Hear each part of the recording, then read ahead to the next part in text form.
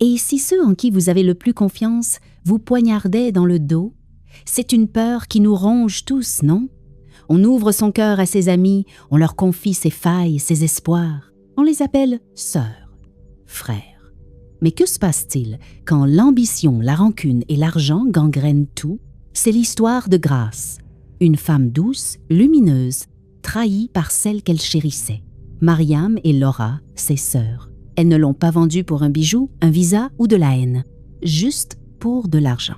Une somme froide qui a éteint une vie et peut être les leurs. Dans les rues bouillonnantes du Cap, en Afrique du Sud, où la mer rugit contre les falaises et les rêves s'effritent sous le poids des inégalités, les Three Queens semblaient inséparables. Grace, Mariam et Laura s'étaient rencontrées à l'université, dans un campus vibrant où les étudiants de Khayelitsha croisaient les héritiers de Bantry Bay.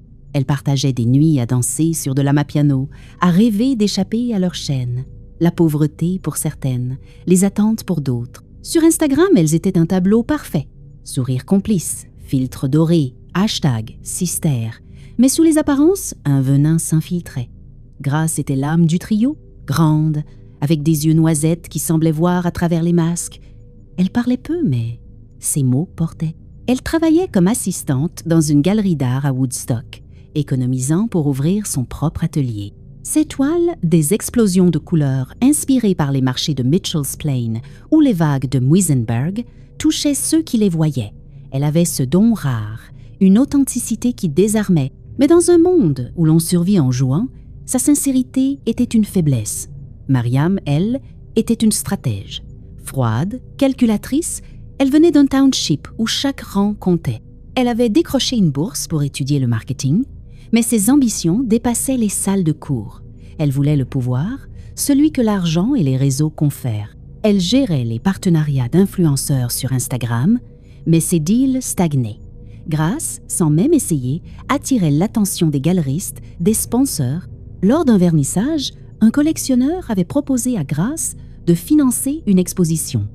Mariam, qui avait pitché des projets sans succès, avait souri, mais ses poings s'étaient serrés. Ce n'était pas juste de l'envie, c'était une rage sourde nourrie par des années à se battre pour moins que ce que Grace recevait sans effort.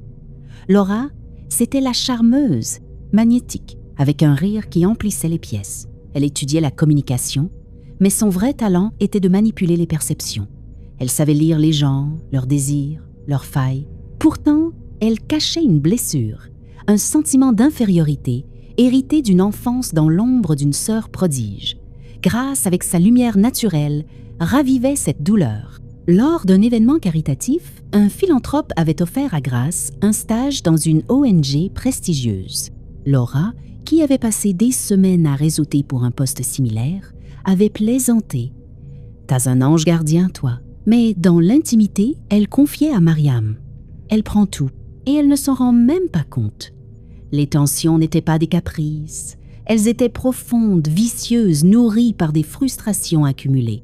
Mariam voyait en Grace un obstacle à son ascension, une rivale involontaire qui lui volait la lumière. Laura, elle, projetait sur Grace ses propres insécurités, la voyant comme un miroir de ce qu'elle ne serait jamais.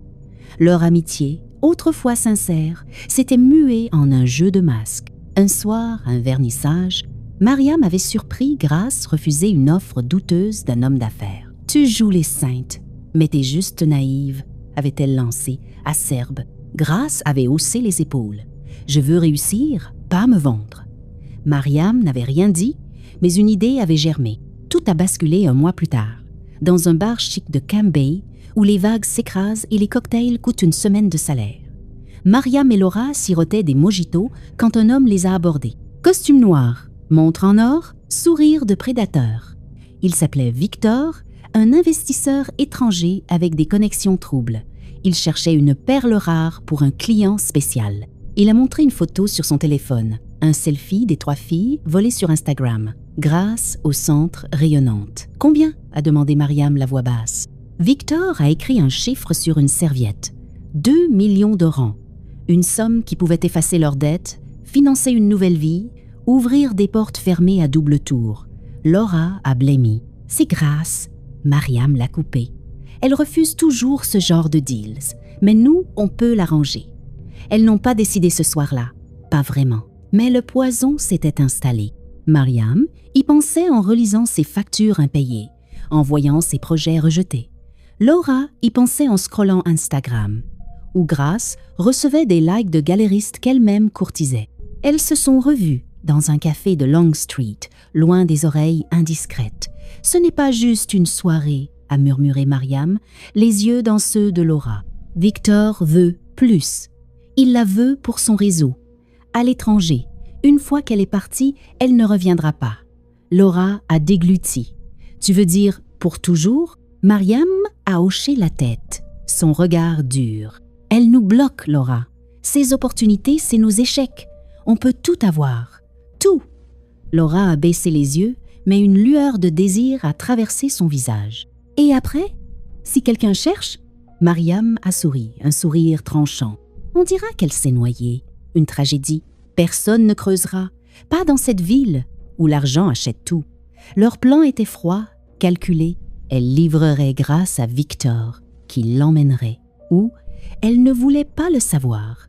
Elles inventeraient une histoire de noyade pour couvrir leurs traces. 2 millions d'oranges, c'était assez pour acheter leur silence, leur nouvelle vie et même leur conscience. Elles se sont serrées la main, scellant un pacte. Personne ne saura, a juré Mariam, mais au fond, un doute persistait. Grace, tu dois venir. Mariam débordait d'enthousiasme, presque trop. Une soirée VIP, des gens influents. Ça peut ouvrir des portes pour nous. Grace a froncé les sourcils. Elle n'aimait pas ces soirées où l'argent pue la corruption, où les sourires cachent des agendas. Mais Laura a insisté, avec son charme habituel. « Allez, pour une fois, fais-nous plaisir, on sera ensemble. » Grace a cédé. Elle a mis une robe blanche, simple, qui semblait absorber la lumière du cap. La villa était un décor de rêve. Lustres étincelants, musique à piano pulsant dans l'air, vue sur l'Atlantique scintillant. Grace riait, un verre à la main, mais un malaise grandissait. Les regards des hommes étaient trop insistants, comme des hyènes. Mariam et Laura étaient là, mais leurs yeux fuyaient les siens. Puis Victor est apparu, costume noir, sourire glacé. Il s'est approché, a posé une main sur son bras. « On m'a beaucoup parlé de toi. » Sa voix était mielleuse, mais ses yeux étaient morts. Grace a frissonné. Mariam? Laura? Elles étaient déjà à la porte, sac à la main, visage figé. « On doit y aller, Grace. Un truc urgent. On revient. » La porte s'est fermée, un claquement sec dans la nuit du Cap. Grace était seule, avec lui. Après cette nuit, Mariam et Laura se sont retrouvées dans une ruelle sombre près de la villa, à l'abri des regards. Victor leur a tendu une mallette. 2 millions de rangs, en liquide comme promis. « C'est fait », a-t-il dit, son sourire plus froid que jamais. « Elle ne reviendra pas. » Mariam a hoché la tête, la gorge sèche. Laura a murmuré. « Et si quelqu'un la cherche ?» Victor a ricané. « L'océan est vaste et votre histoire tiendra. » Elles ont peaufiné leur mensonge. Grace, ivre, aurait voulu nager dans la nuit. Un accident tragique. Personne ne trouverait de corps, car Victor avait ses méthodes. Le lendemain, elles étaient au poste de police de Sea Point, les joues mouillées de larmes jouées. Grace s'est noyée, ont-elles sangloté. On était sur la plage, elle a voulu nager. On n'a rien pu faire. Elles ont enlacé la mère de Grace, une femme frêle dont les yeux hurlaient la méfiance. « Ma fille ne nageait jamais la nuit », a-t-elle murmuré. Mais sans corps, sans preuve, juste un cercueil vide, la police a classé l'affaire. L'Atlantique engloutit les secrets, non? Mariam et Laura ont partagé l'argent. 2 millions de rangs. Mariam s'est offert un loft à Greenpoint, des sacs de luxe, une vie qui brille sur les réseaux. Laura a pris un vol pour Dubaï, posant devant des gratte-ciel, des yachts, une vie qu'elle n'aurait jamais pu s'offrir. Elle riait, postait, vivait. Mais la nuit, le masque tombait. Mariam ne dormait plus sans lumière.